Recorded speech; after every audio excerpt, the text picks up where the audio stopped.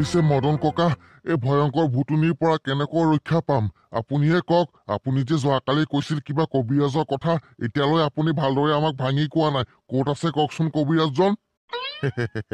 কম ৰবা কম পিছে তোমালোকে আলোচনা কৰি লোৱা কোনে কোনে যাবা কবিৰাজৰ ওচৰত এটা কথা মনত ৰাখিবা সেই কবিৰাজৰ ওচৰত যাওঁতে বৰ ভয়ংকৰ জংঘলৰ মাজেৰে যাব লাগে সাহস থকা মানুহ যাব লাগিব সাহসী মানুহ যাব লাগিব মদন কাকা আপুনি চিন্তা নকৰিব মই বহুত সাহসী মানুহ মই যাম সেই কবিৰাজজনৰ ওচৰত এতিয়া কওক কোনফালে যাব লাগিব মালিক তই ইমান সাংঘাতিক কিয় তোৰ কথাষাৰ কোৱাৰ লগে লগে তই আগৰ ফালে দৌৰি গৈছে যে তই যাব পাৰিবি নেকি তোৰ দেহাটো চাই বা তোৰ বডিত 100 গ্ৰামৰ মাংস নাই আৰু তই ইমান লেভেল দিছ তই যাব নোৱাৰ তই গ'লে তোক ভুতুনিয়ে চুবাই খাব জণ্ডিছ দা আপুনি কি ফাল্টু কথা কব আহে ভুতুনিয়ে মোক কেনেকৈ চুবাই খাব ভুতুনি দেখোন নৈ পাৰত আছে আৰু আমি জংঘলৰ মাজত যাম আপুনি কথা ক'লেই হ'ব নেকি মই যামেই আপোনাতকে সাহস মোৰ বেছি আছে তই যাব নালাগে আমি যাম পাদেশ্বৰ দা আৰু মই যাম তই কিয় মিছামিছি যাব লাগে মিছামিছি তোক লৈ যাম আৰু তোৰ ভৰিকেইটা ইমান সৰু কিবা এটা বিপদ হ'লে তই দৌৰিব নোৱাৰিবি উজত খাই পৰিবি লগতে আমাৰো বিপদ হ'ব ঐ জণ্ডিছ মোক মানে তহঁতে অকলে থৈ যাবি নাই মই অকলে নাথাকো চালা এই পগলা ভুতুনিজনী মোৰ পিছত পৰিছে পাগলী হৈছে তাই ভয়ংকৰ ভুতুনি খালি মোক খাওঁ কৰি আছে তহঁতে মোক অকলে থৈ গুচি যাবি ভুতুনিয়ে যদি মোক খাই পেলাই তেতিয়া কি হ'ব পিংকুৱে কথাষাৰ ঠিকেই কৈছে মদন ককা পিংকু যাব লাগিব আমাৰ লগত এটা কাম কৰি দিয়ক মই মালিচ আৰু জণ্ডিছ গুচি যাওঁ আমাৰ লগতে পিংকুকো লৈ যাওঁ নে কি কয় আপুনি ঠিক আছে তোমালোকে যিমান মানুহ যাবা সিমানেই ভাল তোমালোকে কিবা বিপদ হলে গোটেই কেইজনে মিলি পিনে সেই বিপদৰ সন্মুখীন হ'ব পাৰিবা দিয়া পিছে তোমালোকে যাবা ভালদৰে ৰাস্তাটো চিনি পাবাতো আকৌ এবাৰ কৈ দিছো আমাৰ গাঁৱৰ পশ্চিম ফালে এটা কওক কথাষাৰ আধৰুৱা কৰিলে যে সম্পূৰ্ণকে কওক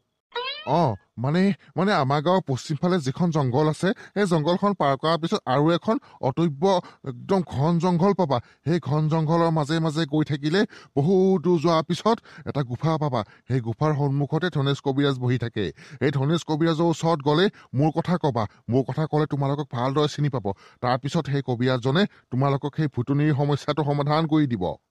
আৰু শুনা পাৰিলে তোমালোকৰ লগত আৰু এজনমান মানুহ লৈ যোৱা যিমান মানুহ হ'ব সিমানে ভাল হ'ব যোৱা এতিয়া ভালদৰে যোৱা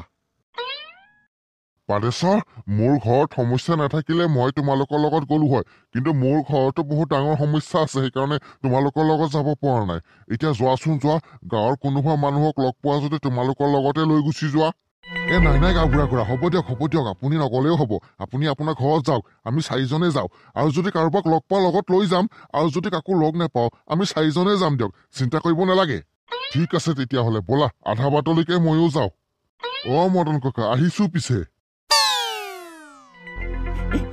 মোৰ কি হ'ব এতিয়া মই চাগে আৰু এখন পৃথিৱীত নাথাকিম মই দেখোন বিয়া বাৰু কৰিবই নোৱাৰিম ভুতুনিয়ে মোক আগতেই খাব জণ্ডিছ কিবা এটা ব্যৱস্থা কৰিবি দেই মই মৰি গ'লে মোৰ কইনাজনী কিন্তু তই আনিবি পিংকু ফাল্টু কথা কৈ নাথাকিবি তোক কৈছো নহয় আমি কবিৰাজৰ ওচৰত যাম আৰু সেই ভুতুনিৰ সমস্যা সমাধান কৰিম তই সেইটোত মাথা মাৰ তই এইবোৰ ফাল্টু কথা চিন্তা কৰি তই মাথাটো বেয়া নকৰিবি এতিয়া বল সেই কবিৰাজৰ ওচৰত যাব লাগিব পিংকু দা আপুনি মৰি গ'লে আপোনাৰ কইনাজনী ময়ে আনিম হ'বনে চালা কুকুৰ মোৰ চিন্তাত মোৰ একেবাৰে মাথা চাথা বেয়া হৈ গৈ আছে আৰু তই ধেমালি কৰি আছ তই কিন্তু ধেমালি বেছি ধেমালি নকৰিবি এই কুৱাটো দেখিছ কুৱাত পেলাই দিম তোক ধৰি পিনে মইনে কি বেয়া কথা কৈছে আপুনিয়ে দেখোন কৈছে আপুনি মৰি গ'লে কইনাজনী জণ্ডিছ দাগ আনিবৰ কাৰণে মই সেইকাৰ কথাই কৈছো হ'ব দে তহঁতে খালি ফাল্টু কথাবোৰত মাথা মাৰি থাক তহঁতে চিন্তা কৰিছ নে নাই এই গাঁৱৰ পৰা আৰু এজন মানুহ নিব দিছে যে কাক নিবি এতিয়া কাকো দেখোন দেখাও পোৱা নাই আমি 4জনে যাম নেকি আপোনাৰ মাথা কৈছে চাগে আপোনাৰ কি অকমানো বুদ্ধি নাই নেকি আমি 4জনে কেনেকৈ যাম কিবা যদি বিপদ হয়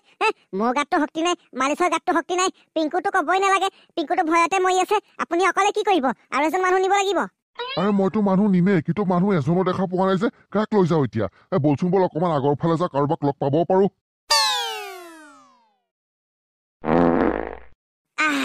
কি মজা লাগিছে বাপৰে বাপ একেবাৰে শান্তি হৈ গ'ল साला काहे उठी गल हागी कोनोबा महान पंडिते কৈছিল চলা হাগাৰ হামান বলে পৃথিৱীত সুখ নাই এতিয়া কোন পণ্ডিতে কৈছিল মই নাজানো নহয় বাদ দেখে এই পণ্ডিতক বিচাৰাবৰ কোনো দৰকাৰ নাই হাগি থাকিব লাগে আজি চলা দোকান নুখুলো দোকান চিকাৰ ঘৰতেই বহি থাকিম কি যে মজা লাগিছে বহুত দিন পিছত নদীৰ পাৰত হাগি আছো কিয় ৰামলাল তই আৰু জাগা নেপালে হাগিবৰ কাৰণে নদী পাৰত হাগি আছ যে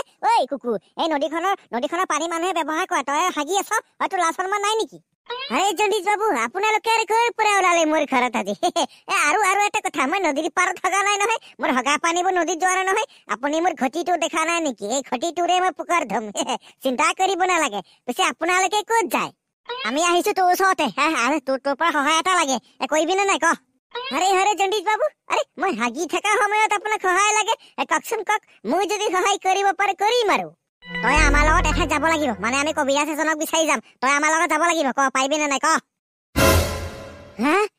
কবিৰাজ বিচাৰি যাব ঐ জন্ডিস বাবু আপোনালোকৰ লগত গ'লে দেখোন বহুত ডাঙৰ বিপদ হয় আগতেও কৈছো আপোনালোকে বহুত খতৰনাক জাগাত গৈ থাকে মোৰ কিন্তু ভয় লাগিব ধৰিছে দেই ঐ ৰামলাল বল না আমাৰ লগত আমি বহুত ডাঙৰ বিপদত পৰিছো আমাৰ এই পিংকুক ভয়ংকৰ ভুটুনিয়ে খাব বলে এতিয়া এই পিংকুক ভুটুনিৰ পৰা ৰক্ষা কৰিবৰ কাৰণে ধনেশ কবিৰাজৰ ওচৰত গৈ আছো এতিয়া ধনেশ কবিৰাজৰ ওচৰত যাব লগা হলে বহুত কেইজন মানুহ যাব লাগে আমিতো 4জন আছোৱে তোকৰ লগত লৈ যাম বল না আমাৰ লগত পদেশ্বৰ বাবু আপুনি যদি ইমান ৰিকুৱেষ্ট কৰি আছে যাম আপোনালোকৰ লগত যাম কিয় নাযাম হ'ব দিয়ক মই পুকাৰখন ধুই লওঁ পুকাৰ ধুই পিনে আপোনালোকৰ লগত যাম অকমান সময় ৱেইট কৰক চালা মালিচ তই আগে গৈ নাথাকিবিচোন চালা এই বাঘ সিংহই তোক ধৰি পিনে খাই পেলাব ইমান একেবাৰে তোৰ কলিজাত দম আছে নে একেবাৰে আগে গৈ থাক এই পদেশ্বৰক চা পদেশ্বৰ ইমান ডাঙৰ বডিটো লৈ পিনে পিছে থাকে আৰু তই ইমান সৰু বডিটো লৈ পিনে আগে দৌৰি গৈ থাক মোৰ কলিজাত কিমান দম আছে মইহে জানো আপোনালোকে কি জানিব যিদিনাখনে মোৰ দম দেখা পাব সেইদিনাখনেহে গম পাব আৰু যিদিনাখনে তই বাঘ সিংহৰ পেটত সোমাবি সিদিনাখনেহে গম পাবি তই সকলোৱে জানে বুঢ়া শগুনৰ হাও যে হালোৱা গৰু নমৰে সকলোৱে জানে সেইষাৰ কথা বা আজিকালি মালিছে বহুত ডাঙৰ ডাইলগ মাৰিব পাৰে মানিছো দেই মালিচটো দে জল্দি সোনকালে বল এই আন্ধাৰ হৈ গলে আৰু কবিৰাজক লগ নেপাম আৰু কবিৰাজক লগ নেপালে তইতো জানই কি হব আকৌ সেই ভয়ংকৰ ফুটনি সন্মুখত পৰিব লাগিব পদেশ্বৰ বাবু চাব আকৌ কবিৰাজক বিচাৰি গৈ ভয়ংকৰ জেগাত লৈ নেযাব মই কিন্তু ভয়ংকৰ জেগাত বহুত ভয় লাগে মোৰ আপোনালোকে মোক লগত লৈহে আহিছে মোৰ কিন্তু একো দম নাই মোৰ অলপো সাহস নাই কিন্তু বল হ'ব দে বহুত লেকচাৰ মাৰি তহঁতে জেগাটো ইমান ধুনীয়া জেগাত মই কোনো জীৱনত গৈ পোৱা নাই বাপে বাপ সপোনতো দেখা পোৱা নাই মই এনেকুৱা ধৰণৰ জেগা পদেশ্বৰ বাবু মোৰ কিন্তু সন্দেহ লাগিব ধৰিছে এই জেগাডোখৰ কিবা মায়াবী জেগা যাদুকৰী জেগা নিচিনা লাগিছে ঐ পদেশ্বৰ বাবু আপুনি কি মোক ভয়ংকৰ জেগাত লৈ গৈ আছে নেকি মোৰ কিন্তু সন্দেহ লাগিব ধৰিছে ৰামলাল তহঁতকনো মই কি বুজাম মই এই জেগাডোখৰ প্ৰথমবাৰৰ কাৰণে দেখিছো বৰ আচৰিত জেগা দেই ইমান ডাঙৰ গছ আৰু গছৰ শিপাৰ মাজত ইমান ডাঙৰ গুফা কেনেকুৱা ধৰণৰ জেগা এইটোতো ধনেশ কবিৰাজৰ জেগা নহয় বেলেগ জেগাৰ দৰে লাগিছে পাদেশ্বৰদা আপোনালোকে জেগা চোৱাত লাগিছে মই ইফালে ভয় লাগিছে সোনকালে ধনেশ কবিৰাজক বিচাৰক আৰু এই ভয়ংকৰ ভুটুনিৰ মুখৰ পৰা মোক বচাওক মিছামিছি এই ভয়ংকৰ ভুটুনিয়ে মোক খাওঁ কৰি আছে আৰু আপোনালোকে জেগা চাই এনজয় কৰি আছে সোনকালে সেই কবিৰাজজনক বিচাৰি ওলাওক না পাদেশ্বৰদা পিংকু তই চিন্তা নকৰ মইতো কথা দিছো ধনেশ কবিৰাজক মই বিচাৰি ওলামেই কিন্তু আজি আৰু ওলোৱা নহব নেকি কাৰণ আজি ভিডিঅ'টো ইয়াতেই শেষ কৰিম অহাকালি বিচাৰি ওলাম দে তই একেবাৰে বিন্দাছ থাকচোন ইয়াতে ভুটনি নাহে নহয় আমি আছো তোৰ লগত আৰু আমি সদায় তোৰ লগত থাকিম